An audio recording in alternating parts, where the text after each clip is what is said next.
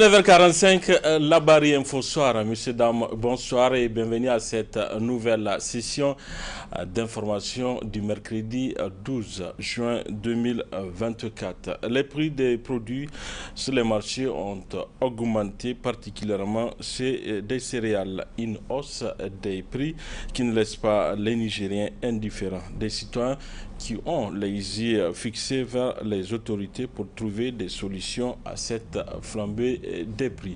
Suivons ce commentaire de Hassan Saleh Mustafa. Les Nigériens crient au secours.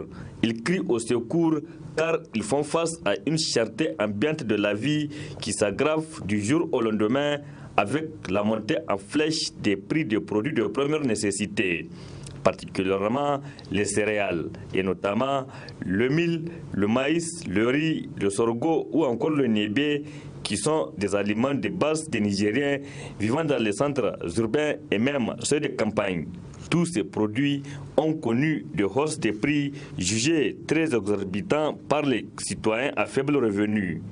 Par exemple, la tasse du mil, du maïs et du sorgho se vend à cette date à 1000 francs CFA, soit environ 40 000 francs CFA le sac de 40 tasses.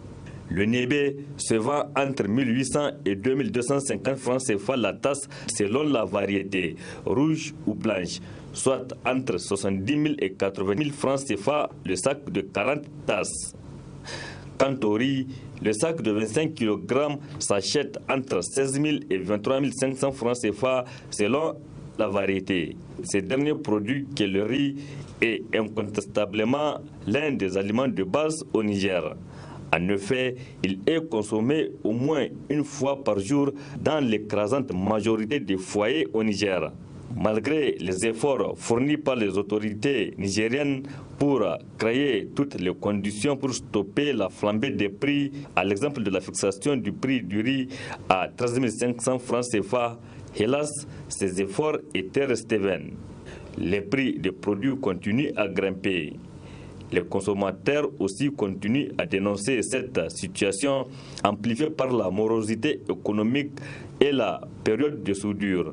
Et en face, des commerçants qui ne voient que leur propre intérêt, oubliant les pauvres concitoyens dans la désolation totale et dans une situation de sauve qui peut.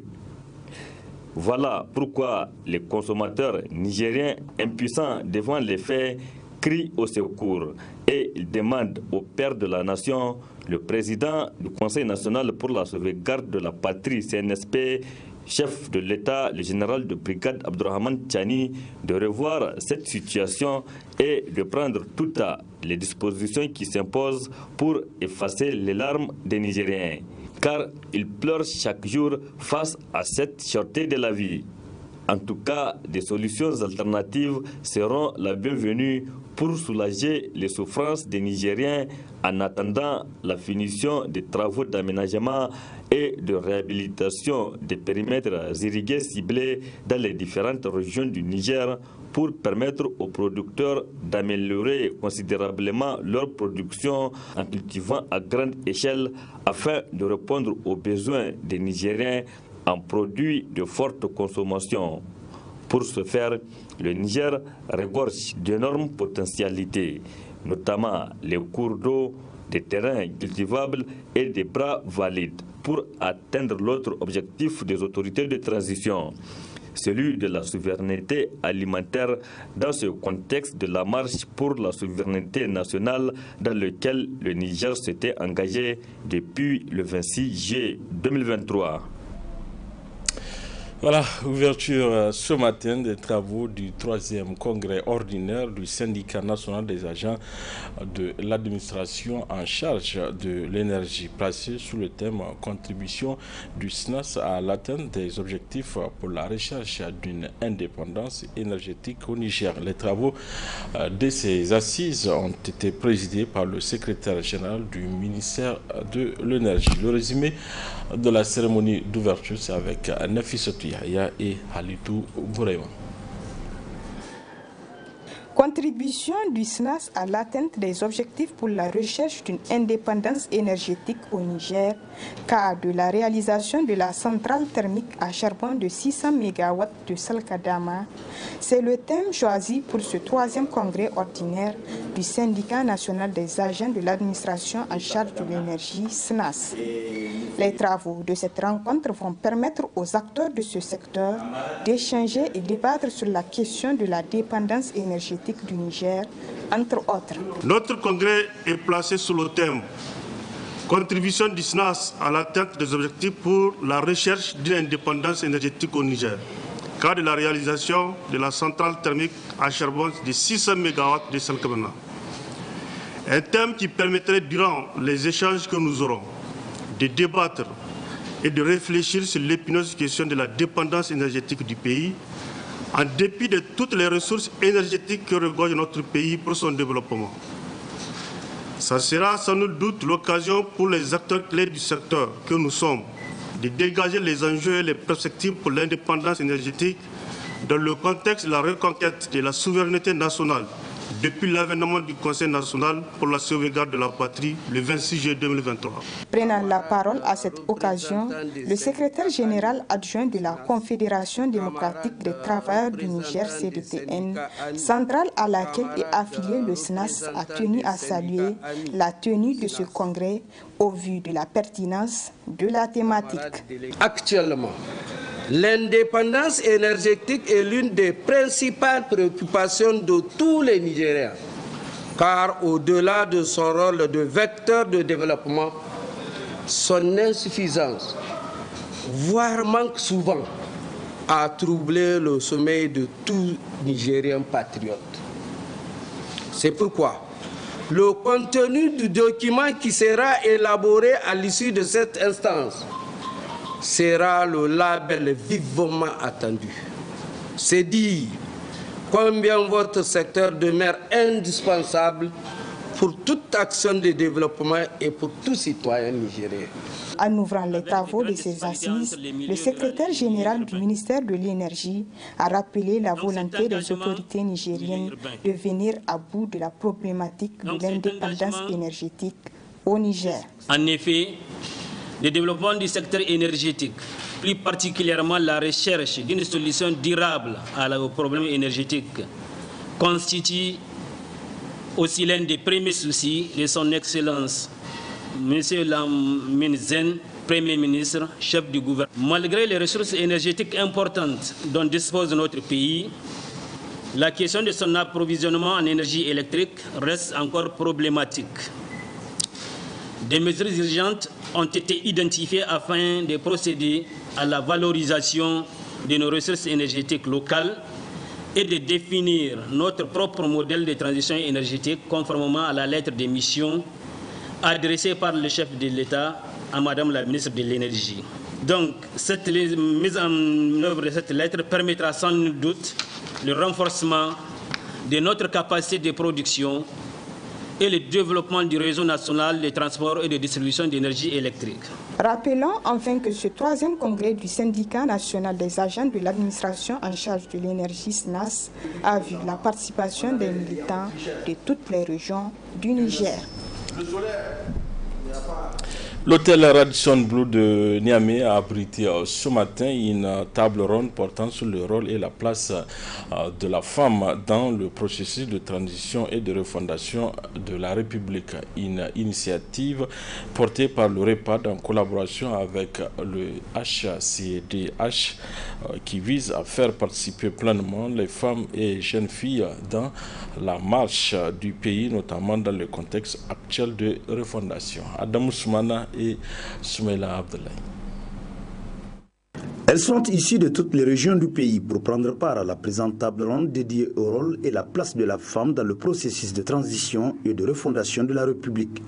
Un cadre de partage d'expériences qui vise l'amélioration de la participation des femmes et des jeunes filles à la vie publique et aux instances de prise de décision, une initiative hautement saluée par le Haut Commissariat des Nations Unies pour les droits de l'homme. Pour le Haut Commissariat des Nations Unies aux droits de l'homme, la participation à la vie publique et politique de son pays est un droit humain fondamental, intrinsèquement lié à tous les autres droits.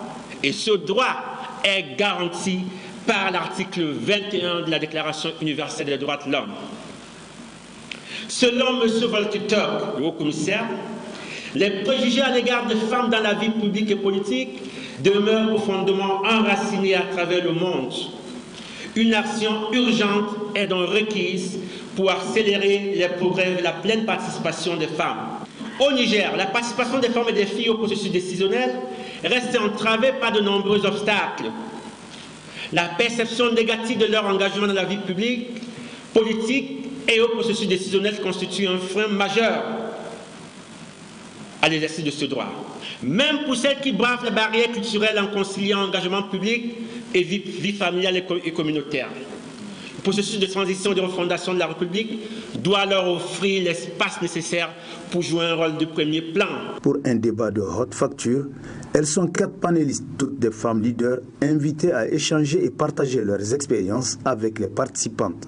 En marge de cette rencontre, le coordonnateur du réseau panafricain pour la paix, la démocratie et le développement REPAD nous parle de l'objectif visé à travers cette table ronde. L'idée pour nous, c'est de faire le bilan d'abord de tout ce qu'il y a eu dans ce pays comme politique, n'est-ce pas, genre et sensible à la participation politique de la femme. D'étudier donc les forces et les faiblesses, tant du point de vue de leur contenu que de la mise en œuvre, mais également de voir comment est-ce qu'aujourd'hui la femme peut jouer beaucoup plus efficacement sa participation dans ce processus-là. Et aujourd'hui, les femmes étaient au premier plan, n'est-ce pas, de la lutte pour la défense de la patrie. Donc nous estimons qu'aujourd'hui, c'est tout à fait normal de pouvoir créer ces cadres d'échange-là pour voir comment est-ce qu'elles peuvent encore mieux s'organiser pour se préparer en conséquence afin de jouer leur partition. Nous sommes quand même assez heureux de constater qu'aujourd'hui la femme a quand même une place importante dans le processus de transition actuel. Vous avez beaucoup de responsabilités stratégiques aujourd'hui qui sont confiées à des femmes et qui sont en train de le jouer efficacement. Soulignons qu'au cours de cette rencontre, plusieurs femmes leaders se sont vues décerner des témoignages de satisfaction pour leur engagement dans la refondation de la République et pour la réussite de la transition au Niger. Place à présent au rendez-vous hebdomadaire de la chronique judiciaire dont le numéro d'aujourd'hui traite de la cybercriminalité, un thème abordé par Maître Suleiman Sédou. Il est avocat à la Cour. Très bonne réception à vous.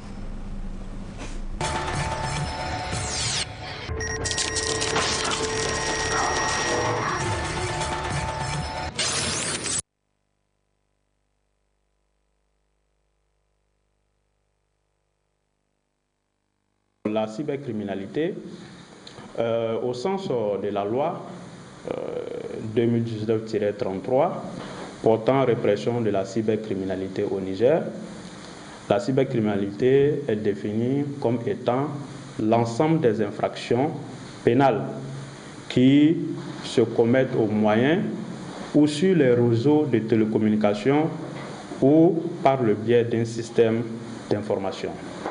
Alors, il s'agit d'une panoplie d'infractions qui sont regroupées sur la bannière de la cybercriminalité.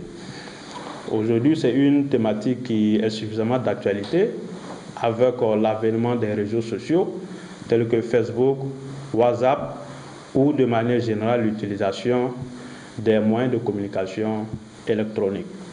Alors, la cybercriminalité qui regroupe un certain nombre d'infractions ont été listées par la loi 2019-33 que je viens d'évoquer tantôt. Parmi ces infractions, il y a l'infraction d'usurpation d'identité numérique. Il s'agit d'une infraction qui consiste à usurper de manière intentionnelle et sans droit l'identité d'une autre personne dans la perspective de troubler sa tranquillité, dans la perspective de trouver également de porter atteinte à son honneur, à sa réputation ou à sa dignité de manière générale. Lorsque on prend aujourd'hui ce qui se passe sur les réseaux sociaux, spécifiquement par exemple sur Facebook, Vous pouvez avoir un compte Facebook et une personne mal intentionnée peut utiliser votre nom plus votre photo pour ouvrir un second compte Facebook, et sur le fondement de ce second compte Facebook, il peut se mettre par exemple à publier des images ou des photos pornographiques de vous sur les réseaux sociaux dans la simple perspective, en tout cas, de porter atteinte à votre honneur ou à votre dignité. Une autre personne peut également créer un profil Facebook qui correspond à votre profil Facebook, mais qui n'est pas véritablement votre compte. Et sur le fondement de ce compte frauduleux qu'il crée, il peut se mettre par exemple à faire des sollicitations d'argent auprès de vos amis, de vos connaissances, pour leur demander de lui donner un certain nombre de sommes d'argent. Il s'agit des faits en réalité qui sont constitutifs de ce qu'on appelle l'usurpation d'identité numérique. Il s'agit d'une infraction qui a été prévue par la loi sur la cybercriminalité et qui est réprimée de manière, en tout cas forte, par le législateur nigérien. Lorsque vous vous rendez coupable d'une telle infraction, les juridictions ont la possibilité de vous sanctionner conformément aux dispositions de la loi portant répression de la cybercriminalité, d'une peine qui est comprise entre 2 à 5 ans et d'une amende de 5 millions à 20 millions. Donc vous voyez là, il s'agit d'une infraction spécifique, mais qui rentre dans le cadre de la cybercriminalité. En dehors de cette infraction, aujourd'hui, les gens s'insurgent notamment sur des actes et des comportements, des paroles et autres à caractère raciste, régionaliste, ethnique ou même religieux. Il s'agit également des infractions qui sont prises en charge par la loi sur la cybercriminalité. Vous pouvez, par le biais, par exemple, d'un écrit, par le biais d'un message, par le biais des photos, des sons ou des vidéos, par exemple, de nature, par exemple, à mettre les Nigériens en conflit, à mettre, par exemple, la religion, les musulmans et les chrétiens en conflit. Vous pouvez également, à travers ces mêmes écrits, les mêmes messages, confronter, par exemple, deux ethnies. Il s'agit d'un certain nombre de comportements que la loi réprime également sous la bannière de ce qu'on appelle la loi sur la cybercriminalité. Il y a également d'autres infractions, on ne peut pas épuiser la liste. Il y a la question de la diffamation et de l'injure par un moyen de communication électronique. Lorsque vous vous mettez à diffamer, à injurer une personne sur les réseaux sociaux, que ce soit sur WhatsApp, sur Facebook, il s'agit d'une infraction qui est réprimée par la loi sur la cybercriminalité également. Il y a également la diffusion des données de nature à troubler l'ordre public ou de nature à porter atteinte à la dignité humaine. Il s'agit d'une panoplie d'infractions, comme vous le constatez, qui sont prévues par la loi sur la cybercriminalité, que nous ne pouvons pas épuiser dans le cadre de cette émission. Mais il faudrait que les uns et les autres retiennent qu'aujourd'hui, l'usage des réseaux sociaux, l'usage de Facebook, de WhatsApp et de tout autre moyen de communication doit être utilisé de manière efficiente et efficace. Lorsque vous vous mettez dans une logique tendant à porter atteinte à la réputation des uns et des autres, par le canal bien entendu de ces éléments que je viens de citer, vous devez avoir à l'esprit que de l'autre côté également, il y a la loi sur la cybercriminalité qui réprime et qui sanctionne sévèrement ces genres de comportements.